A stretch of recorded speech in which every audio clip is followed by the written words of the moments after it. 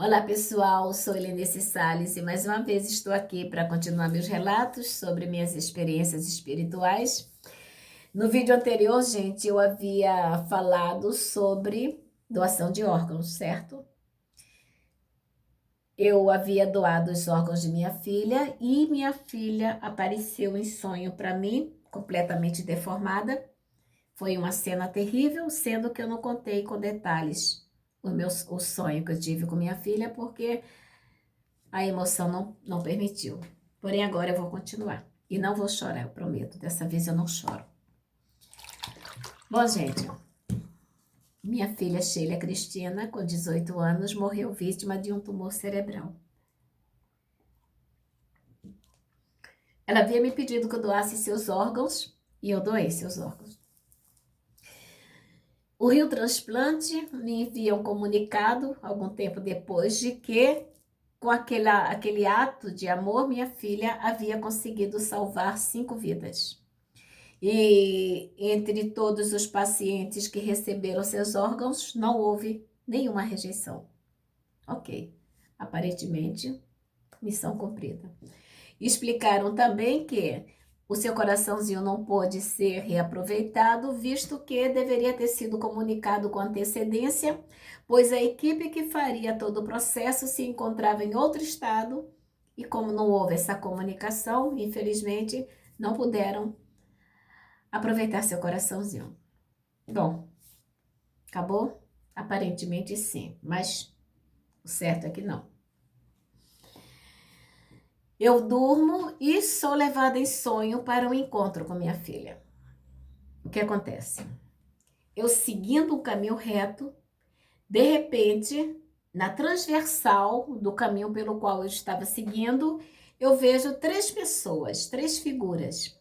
2 senhoras que amparava alguém que estava nitidamente debilitado, que não conseguia se posicionar de pé. Essa pessoa estava sendo carregada pelas axilas por 2 senhoras, tipo de cabeça baixa e carregada pelas axilas. Aquelas pessoas passam diante de mim e eu só fico observando. Quando de repente as senhoras param. Elas param, sendo que as senhoras não olham para mim. A minha filha estava sendo carregada. Ela se vira e olha para mim. E o que eu vi? Eu vi minha filha com roupão de hospital, toda ensanguentada, tipo como se os locais onde foram retirados seus órgãos tivessem ficado abertos, como se não tivessem sido costurados, e sangrava. A veste de minha filha estava manchada de sangue. Ela olha para mim e quando eu miro meu olhar no dela, o que eu vejo? A minha filha não tinha a lente dos seus olhos, apenas as escleróticas. E essas escleróticas, que é o branco do olho, estavam tipo que queimada por ácido. Foi isso que eu vi, gente. Foi essa cena que eu vi na minha frente.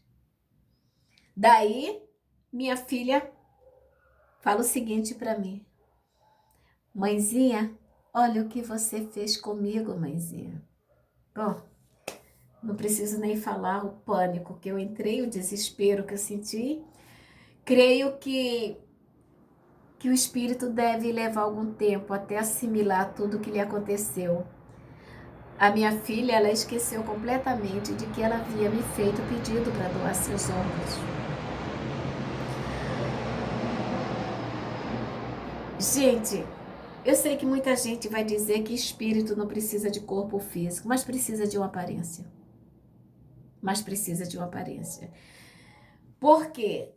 Aquele foi o único instante em que eu vi a minha filha em seu corpo, deformado. Seus olhos queimados. Uma cena de terror. Sendo que, daí por diante, em todos os encontros que eu tive com minha filha, ela estava usando corpos de pessoas falecidas para falar comigo. E em um desses encontros, eu estou andando no caminho de areia, em meu sonho, Quando eu vejo grama e o caminho de areia, eu sinto o impacto dos meus pés pisando na areia e até o barulho da areia eu sinto em meu sonho. Isso já deve ter mais de 20 anos, eu lembro cada detalhe. Deve ter uns 23 anos por aí. Eu lembro com detalhe a areia e o impacto dos meus pés naquela areia. Daí, escuto uma voz atrás de mim. Oi, mãezinha. Olho para trás e o que eu vejo? Uma menina pretinha, bem pretinha, e a minha filha era branca e muito loira, porque ela pintava o cabelo de loiro. Eu olho para trás e vejo a menina pretinha. Daí eu penso, coitada, tá me confundindo com sua mãe. E ando e a menina me chama de mãezinha mais uma vez, até que ela fala: Ô, minha preta, você não reconhece mais a voz de sua filha? Sheila. Sheilinha me chamava de mãezinha, minha preta e minha veinha. Era assim que ela me chamava. Nisso, eu entro em pânico quando eu vejo a minha filha e ela diz o seguinte: Ô, minha preta, eu tô pegando esse corpo emprestado para falar com você. Você sabe que eu não posso mais usar aquele corpo. Cada detalhe, gente. Cada detalhe de tudo que foi dito ali, eu lembro. Foi isso que a minha filha falou para mim.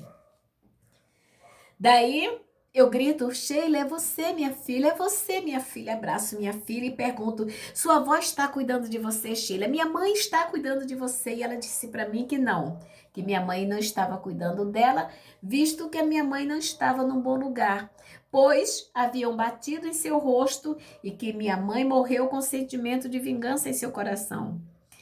Eles estão tentando ajudar minha avó, mas ela não quer receber ajuda. Foi isso que eu vi, foi isso que eu ouvi, foi isso que aconteceu. Sobre doação de órgãos. Em primeiro lugar, que fique bem claro que eu não estou lançando nenhuma campanha contra a doação de órgãos, tá? Eu estou contando o que me aconteceu e daí por diante a decisão que eu tomei é a seguinte: que ninguém em minha família dependa de minha aprovação para doar órgãos ou para receber órgãos de outras pessoas. Se eu precisar de doação de órgãos, não precisam se preocupar comigo. Por favor, não o façam. Se eu morrer, eu também não autorizo que alguém retire meus órgãos. E se isso acontecer, que respondam por isso, pois eu não autorizei.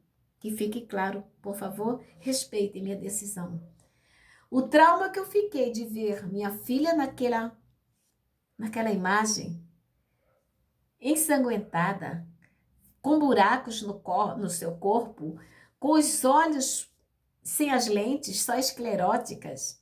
Gente, pelo amor de Deus, isso não é cena para ser esquecida, não. Eu lembro disso aí com todo o detalhe. Eu nunca vou esquecer essa cena. Bom, hoje eu sei que ela está no estado espiritual mais elevado. Já tem um ano que eu sonhei com minha filha. O último sonho que eu tive com ela foi em maio do ano passado, um dia após o seu aniversário. Nesse sonho, eu acordei pela manhã e escutei nitidamente a sua voz falando comigo, tá? E eu pedi para que ela deixasse eu lhe tocar. E algo maravilhoso e extraordinário aconteceu. A minha filha se materializou diante de mim, mas não do seu corpo, porque ela não pode mais usar aquele corpo. Ela pegou mais um corpo emprestado, só que dessa vez eu senti o corpo na minha frente. Eu toquei naquele corpo e depois eu conto para vocês com todos os detalhes. Daí, depois de muito tempo, eu sonho com minha mãe.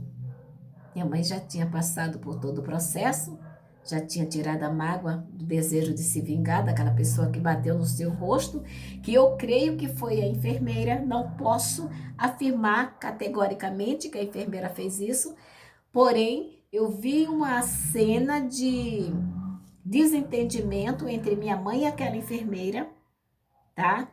Logicamente, eu errei por não ter ido à direção do hospital para falar o que estava acontecendo ali, pois aquela enfermeira não estava preparada para lidar com a situação de um paciente que estava passando por aquele processo. Processo de medo, de pânico, visto que estava vomitando sangue e sabia que a sua hora estava se aproximando. Bom, minha filha disse que alguém bateu no rosto de minha avó e que minha avó morreu com sentimento de vingança e que minha avó queria se vingar daquela pessoa que bateu em seu rosto.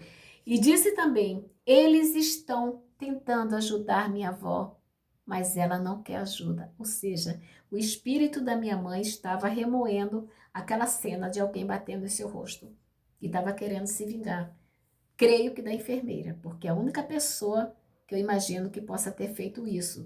Agora, posso imaginar também uma outra cena, que no intuito de acordar minha mãe de um desmaio, de alguma coisa, alguém tenha batido em seu rosto. Eu não sei, Deus sabe.